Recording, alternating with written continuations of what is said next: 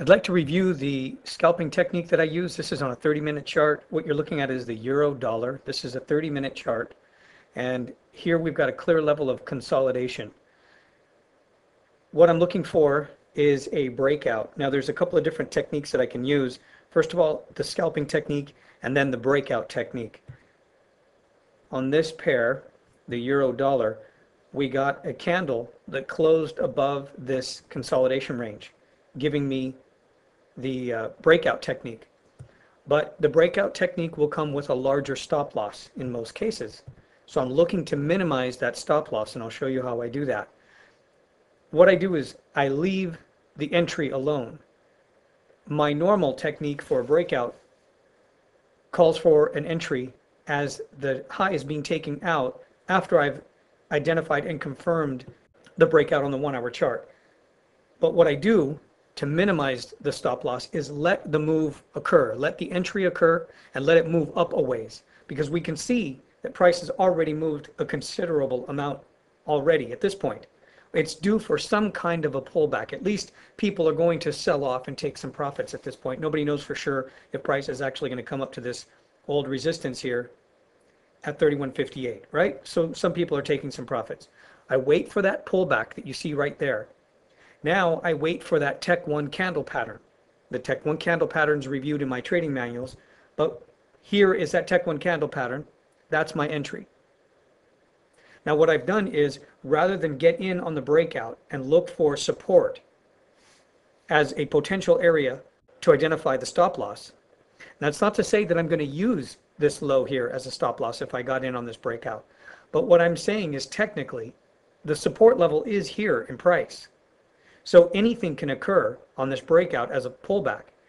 What I do is I wait for the pullback to occur and look for that Tech 1 candle pattern, confirm the Tech 1 candle pattern, and then enter on the close of that candle on the 30-minute chart. Now I've reduced my stop loss. I'm no longer looking at an area between the entry and this low as a stop loss, because we all know, if we pick a number like 40, 50, 60 pips as a stop loss, we're bound to get hit, because the market doesn't care about our stop loss. Market cares about support and resistance in price. So I've allowed price to form a low here. So now I've minimized the stop. So it's going to take a great deal of patience and some discipline to let this move go. It's easy while you're watching a move like this occur to convince yourself that you've just missed out on the biggest trade of the day. Price is going to go and take out the highs from the previous day. Well, don't play those kind of games. Don't allow yourself to think like that. If you start to think like that, get up, walk away from the computer, turn the charts off, whatever it is you've got to do. If you're looking at a 30-minute chart, if you're looking at a 15-minute chart, come back 15 minutes later after you know a candle has printed. Let this retracement occur and look for your technique or your pattern. Anything else, leave it alone.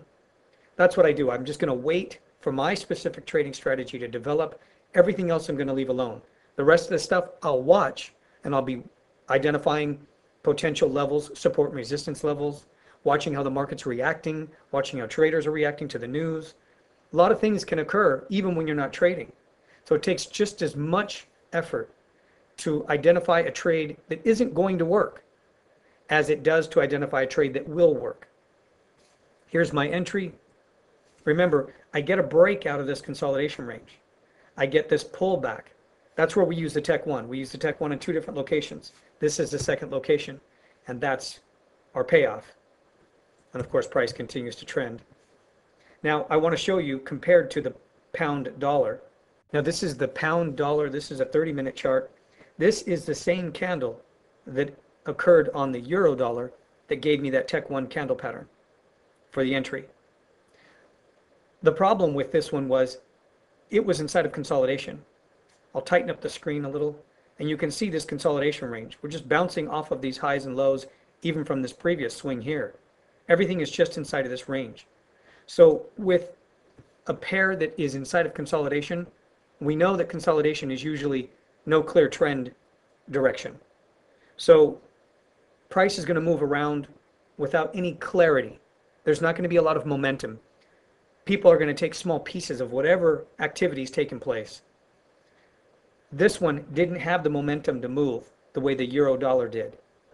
So I stayed away from this one because I was able to identify this consolidation range. So the tip to learn from this video is that if we're going to use any kind of technique, especially a scalping technique, try not to use it, or be very specific when you use it when price is inside a consolidation. I'd rather wait for price to move out of consolidation, a breakout move that I can identify like I did on the euro dollar. This one was still in consolidation. As soon as this candle closed, the entry on the next candle immediately pulled back. If you're looking to use a 15 or a 20 pip stop loss on a scalping method, this would have clearly stopped you out. Even though it didn't take out the low, and even though eventually it went higher, it's a frustrating situation to put yourself into where you have a stop that's put too tight, or a stop in general that you use all the time. It gets hit, yet price still goes to that profit target. So we're looking to minimize that kind of possibility. And identifying what state the market's in, whether trending or consolidation, is going to help you identify which technique to use or whether you should stay out of the trade altogether. Thanks for watching.